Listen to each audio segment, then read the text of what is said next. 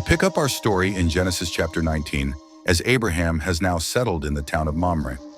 After a brief but fascinating encounter in Genesis 18, where we witness Abraham haggling with God himself, we learn the city of Sodom and the entire surrounding area has become so evil that it's been fated for complete annihilation.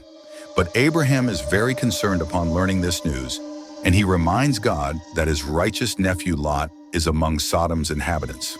Abraham's persistent negotiating tactics resulted in God's agreement to spare Lot from impending destruction.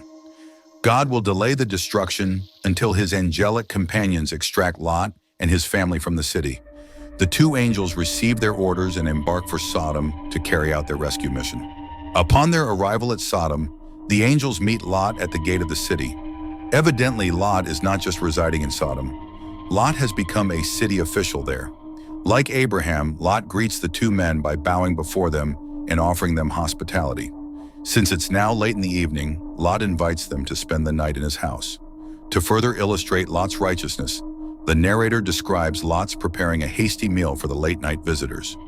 The language in the Bible is too graphic for this platform, but it's quickly illustrated how Sodom has doomed itself to be destroyed when every man in Sodom descends on Lot's home to violate the two visitors. Commendably attempting to subdue the chaos at his doorstep, Lot resorts to questionable methods to protect his angelic guests. Lot actually offers his own daughters to the mob in the angel's stead, but that only further enrages the unsavory men who are now attempting to force their way into Lot's home. With the crowd's hostility now directed at Lot, the angelic visitors step in and strike the mob blind. The angelic visitors, now having revealed their true nature to the city, forcibly extract Lot and his family from the city.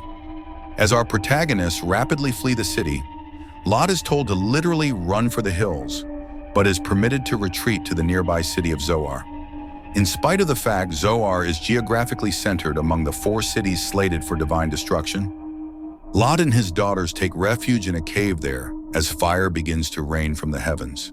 Unfortunately, we learn Lot's wife disregards the angel's instructions, and she's caught up in the destruction when she lingers behind to watch the apocalyptic scene. To this day, Zoar is all that remains in the valley.